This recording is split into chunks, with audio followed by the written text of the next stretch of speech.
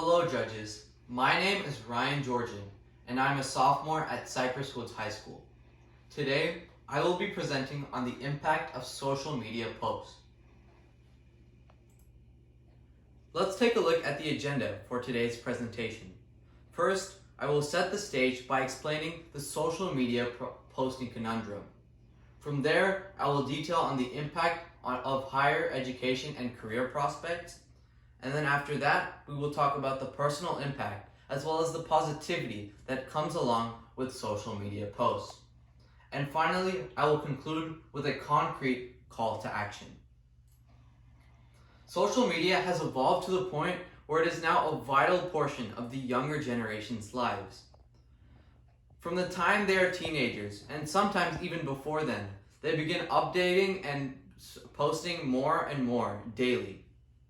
Let's take a look at some statistics that highlight the major role that social media plays for the younger generations as well as the older generations.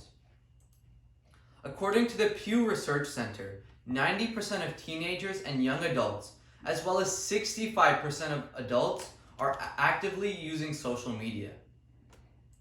Additionally, around 1/3 of teenagers say that they share things related to their emotions and feelings via social media, while 22% of teenagers report that they post about their dating life.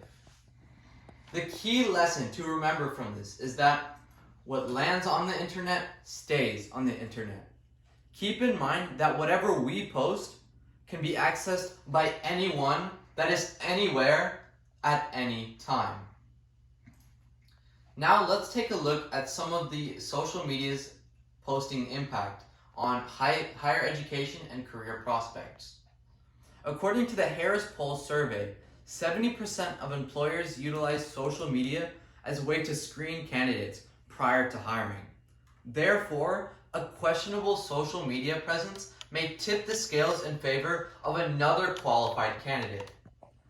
However, on the flip side, we see that a positive social media presence can favor the candidate. In fact, 29% of recruiters surveyed said that they found something that caused them to hire a particular candidate.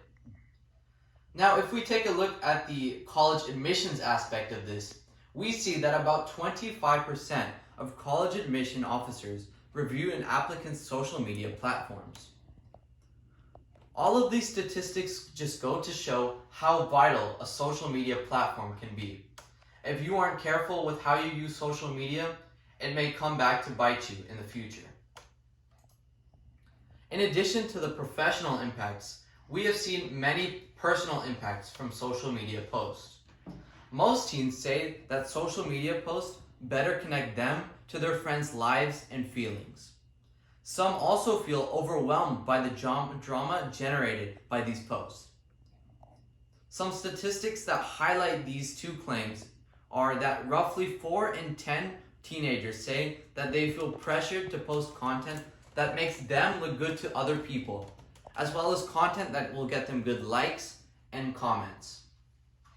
Some teenagers believe that social media has had a negative impact on their self-esteem. 26% of teenagers say that these social media sites make them feel worse about their own lives. Now that we've talked a little bit about the positive and negative impacts of social media, let's take a look into the positivity that we can spread through social media.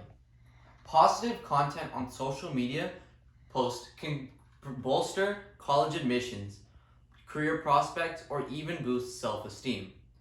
Possible ways to share positivity include community participation, showcasing your own writing or design work, posting about engagement within volunteering or nonprofits, posting about academic awards, or even unique accomplishments. To summarize, social media posts can help us find different points of views, express ourselves, and show support for causes that we are passionate about. To conclude, I would like to recommend that all of us follow this call to action. Before we post, we must think, is it true? Is it helpful? Is it inspiring? Is it necessary? But most of all, is it kind? I would recommend that we use a general rule of thumb, which is known as the grandma rule. Essentially, we must ask ourselves, would I want my grandma to see this?